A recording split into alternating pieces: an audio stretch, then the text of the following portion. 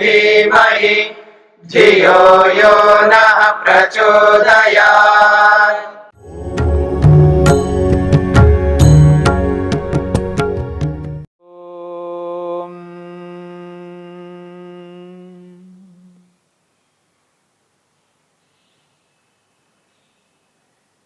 समाधिपाद के 48वें सूत्र में ऋतंभरा प्रज्ञा को समझने का प्रयत्न किया। ऋतंभरा प्रज्ञा किस प्रकार की होती है और ऋतंभरा प्रज्ञा को कौन व्यक्ति प्राप्त कर लेता है, किस व्यक्ति को ऋतंभरा प्राप्त होती है। वहां पर स्पष्ट किया है, निर्विचारा नामक समाधि को प्राप्त करके व्यक्ति अध्यात्म प्रसाद को प्राप्त करता है और वही अध्यात्म प्रसाद ऋतंभरा नाम से कही गई है। और ये ऋतंभरा प्रज्ञा है, इस ऋतंभरा प्रज्ञा की क्या विशेषता है। प्रज्ञा तो प्रज्ञा होती है, ज्ञान तो ज्ञान होता है, जानकारी तो जानकारी है। इस ऋतंभरा प्रज्ञा में क्या ऐसी विशेषता है और ज्ञानों से ये अलग है। महर्षि पतंजलि ने 49वें सूत्र में इस ऋतंभरा प्रज्ञा की विशेषता को प्रस्तुत किया है कि इसकी क्या विशेषता है, अन्य ज्ञानों से इसकी क्या भिन्नता है, क्या भेद है। उस भेद को 49वें सूत्र में स्पष्ट किया जा रहा है। महर्षि पतंजलि कहते हैं, श्रुतानुमान प्रज्ञाभ्याम अन्य विषया विशेषार्थत्वात्। वो कहते हैं श्रुतानुमान प्रज्ञाभ्याम अन्य विषया विशेषार्थत्वात्। इस 49वें सूत्र में एक विशेष बात कही जा रही है। श्रुत अनुमान प्रज्ञाभ्याम, श्रुतानुमान प्रज्ञाभ्याम अन्य विषया विशेषार्थत्वात्। महर्षि वेदव्यास ने स्पष्ट किया है कि ये जो ऋतंभरा प्रज्ञा है, सा पुनः, वो जो ऋतंभरा प्रज्ञा है वो कैसी प्रज्ञा है। तो कहते हैं श्रुतानुमान प्रज्ञाभ्याम, एक श्रुत है और एक अनुमान है, और इन दोनों प्रकार की प्रज्ञाओं से अन्य विषया, अलग विषय वाली है, उनसे सर्वथा भिन्न है, भिन्नता रखती है। अन्य विषया प्रज्ञा है ये। क्यों? विशेषार्थत्वात्, विशेष अर्थ को स्पष्ट करने वाली है, यानी अर्थ की विशेषता को प्रकट करने वाली है। अर्थ में अलग अलग स्वभाव है, अलग अलग गुण हैं, वस्तु की विशेषताएं अलग अलग प्रकार की है। और ये ऋतंभरा प्रज्ञा उस वस्तु के विशेष स्वरूप को प्रकट करने वाली होती है।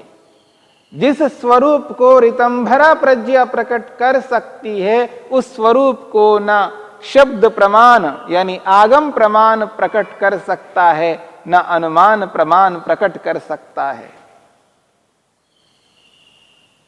सूत्र है श्रुत अनुमान प्रज्ञाभ्याम। प्रज्ञा दोनों के साथ जोड़ सकते हैं, श्रुत प्रज्ञा और अनुमान प्रज्ञा।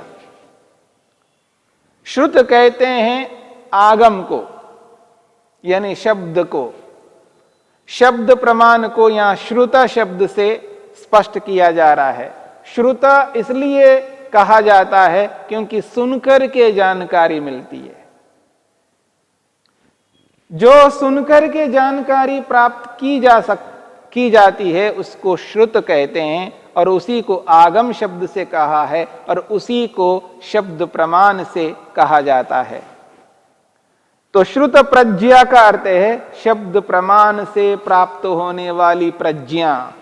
शब्द प्रमाण वाली प्रज्ञा को श्रुत प्रज्ञा कहते हैं। और अनुमान प्रज्ञा, अनुमान से प्राप्त होने वाली प्रज्ञा को अनुमान प्रज्ञा कहते हैं। तो यहां पर स्पष्ट किया जा रहा है श्रुत अनुमान प्रज्ञाभ्याम, श्रुत प्रज्ञा और अनुमान प्रज्ञा से, इन दोनों से अन्य विषया प्रज्ञा, वो अन्य विषय वाली प्रज्ञा है। कौन? ऋतंभरा प्रज्ञा। इन दोनों प्रज्ञाओं से अलग विषय वाली है, भिन्न विषय वाली है। ऐसा क्यों है? वो कहते हैं विशेषार्थत्वात्, विशेष अर्थ वाली प्रज्ञा होने से। क्या विशेष अर्थ है? समाधिस्थ होकर के योगी उन समस्त पदार्थों का साक्षात दर्शन करता है। ये जो साक्षात वस्तु के स्वरूप को दर्शन करने वाली जो प्रज्ञा है वो विशेष ही होगी, इसलिए विशेष प्रज्ञा है। इसको विशेष प्रज्ञा के नाम से स्पष्ट किया जा रहा है। विशेषार्थत्वात्, विशेष अर्थ वाली है, विशेष जानकारी देने वाली ये ऋतंभरा प्रज्ञा है। इस बात को किस रूप में जान सकते, समझ सकते हैं, इसको लेकर के महर्षि वेदव्यास स्पष्ट करते हैं।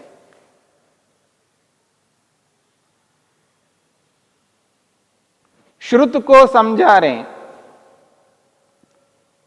श्रुतम आगम विज्ञानम, महर्षि वेदव्यास स्पष्ट कर रहे हैं श्रुतम, श्रुतम ज्ञानम, जो सुनकर के ज्ञान प्राप्त होता है। श्रुतम आगम विज्ञानम, श्रुतम का अभिप्राय है आगम विज्ञान, अर्थात शब्द के द्वारा प्राप्त होने वाला विज्ञान है। शब्द के माध्यम से जानकारी होती है, इसलिए उसको कहा आगम विज्ञानम, यानी शब्द प्रमाण है। तत्सामान्य विषयम, और ये श्रुत ज्ञान है, सुनकर के जो ज्ञान होता है वो सामान्य विषयम, वो सामान्य जानकारी देने वाला है। सामान्य जानकारी ही देने वाला ये आगम प्रमाण है, जो सुनकर के जानकारी प्राप्त होती है। ये सामान्य जानकारी ही प्राप्त होती है, विशेष जानकारी प्राप्त नहीं होती है।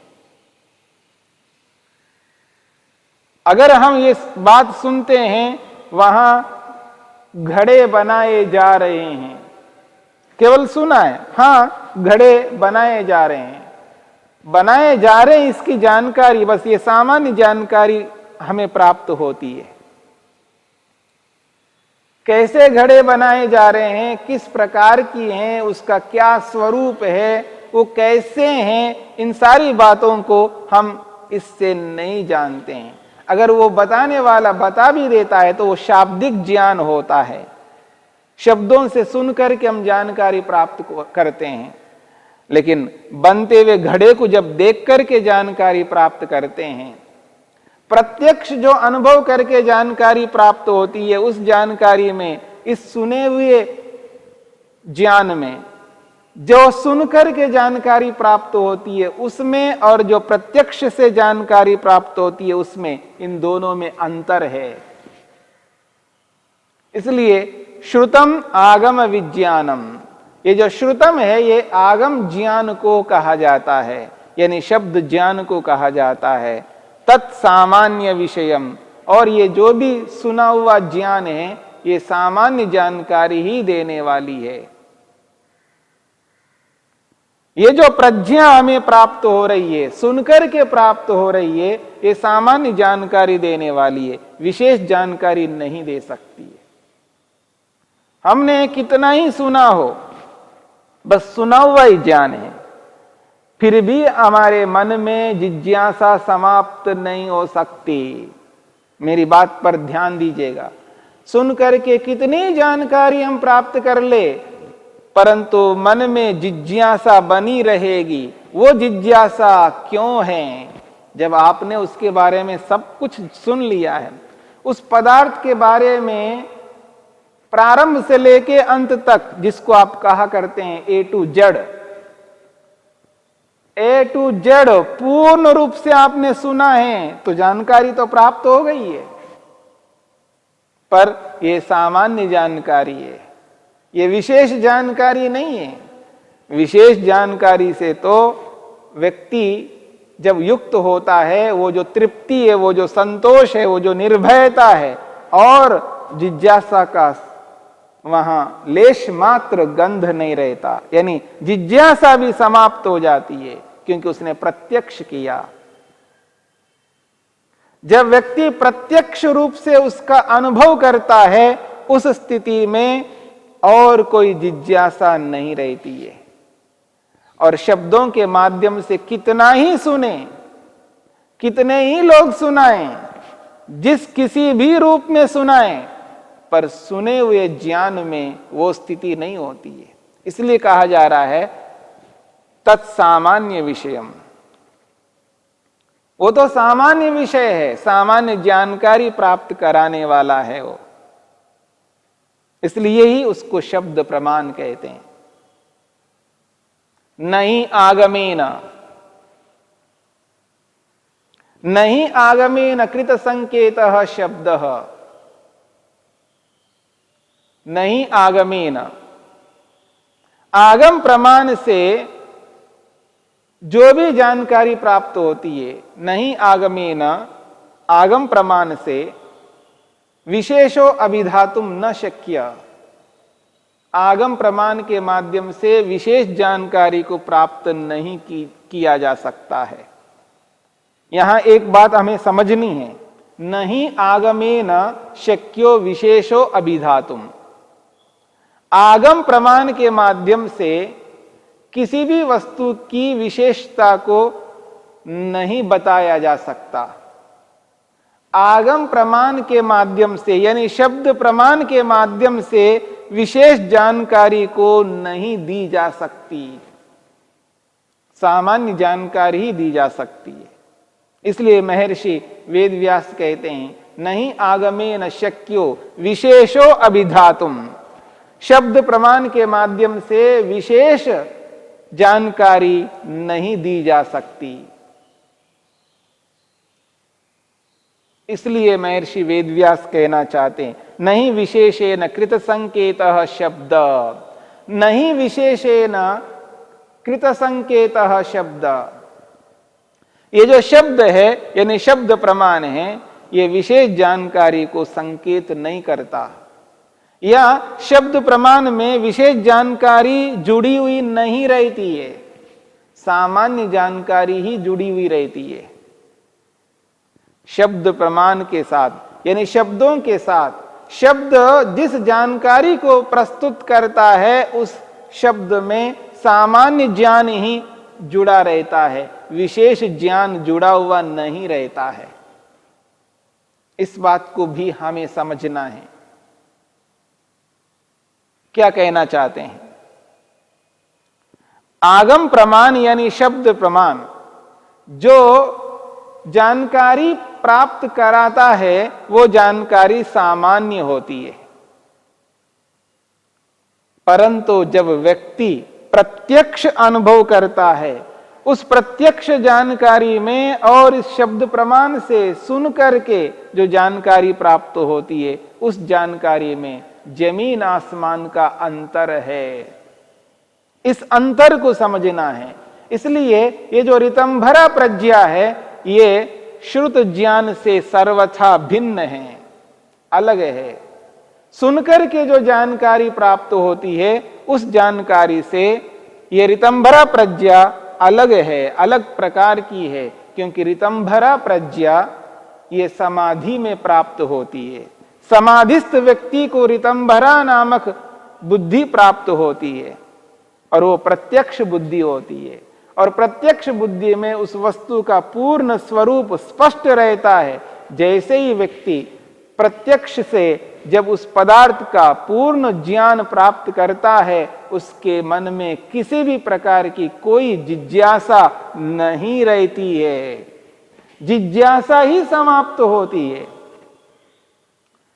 इसलिए जब तक शब्द प्रमाण से जानकारी हम प्राप्त करते रहते हैं, तब तक हमारे मन में जिज्ञासा बनी रहेगी, और जब तक जिज्ञासा बनी रहेगी, तब तक सुखी नहीं हो सकते। जिज्ञासा मनुष्य को दुखी करती रहती है, जिज्ञासा मनुष्य को उद्विग्न करती रहती है, जिज्ञासा मनुष्य को शांत नहीं बैठने देती है, जिज्ञासा सदा उस ओर उन्मुख करती रहती है यथार्थता को प्रत्यक्ष से जान सके। इसलिए जो व्यक्ति शब्द प्रमाण के माध्यम से विभिन्न प्रकार की जानकारियों को प्राप्त करके अपने आप को ये अनुभव करता है, मैं तो बहुत जानता हूं, कितना ही जानो, कितनी ही जानकारी प्राप्त कर लो, किससे? शब्द प्रमाण से, पर वो सामान्य जानकारी ही मानी जाएगी, विशेष जानकारी नहीं मानी जाएगी। हां, जिन्होंने शब्दों के माध्यम से जो जानकारी प्राप्त नहीं किया है, उनकी अपेक्षा से तो आपके पास जानकारी अधिक है, ये तो माना जा सकता। ये माना जा सकता है कि जिन्होंने जानकारी प्राप्त नहीं किया है, उनकी अपेक्षा से जिसने शब्दों के माध्यम से जानकारी प्राप्त की है, उसकी जानकारी उस व्यक्ति से अधिक है, वो उस व्यक्ति से अधिक जानता है। परंतु इतने मात्र से जिज्ञासा समाप्त नहीं हुआ करती है, और जब तक मन में जिज्ञासा बनी रहती है, तब तक सूक्ष्मता से व्यक्ति अशांत रहता है, तृप्त नहीं हो पाता है, संतुष्ट नहीं हो पाता है।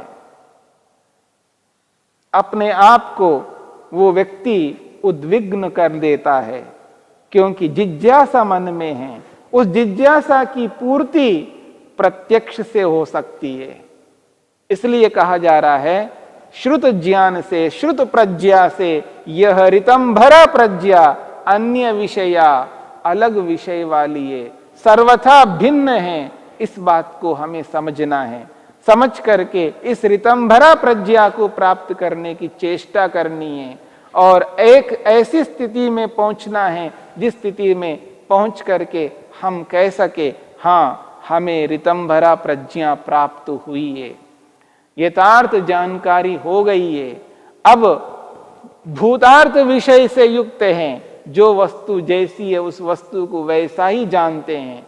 स्फुट प्रज्ञालोकः, ये तो स्पष्ट ज्ञान का प्रकाश हुआ है। अब वहां विपर्यास नहीं है, वहां विपरीत ज्ञान नहीं है, मिथ्या ज्ञान का गंध भी नहीं है, केवल सत्य ज्ञान है, और वो भी पूर्ण ज्ञान है। यही ऋतंभरा प्रज्ञा की विशेषता है। द्यौः शान्तिरन्तरिक्षं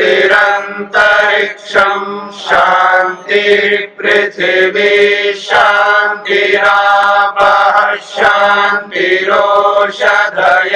शान्तिः वनस्पतयः शान्तिर्विश्वे देवाः शान्तिर्ब्रह्म शान्तिः सर्वं शान्तिः शान्तिरेव शान्तिः क्षमा शान्तिरेधि। ॐ शान्तिः शान्तिः शान्तिः।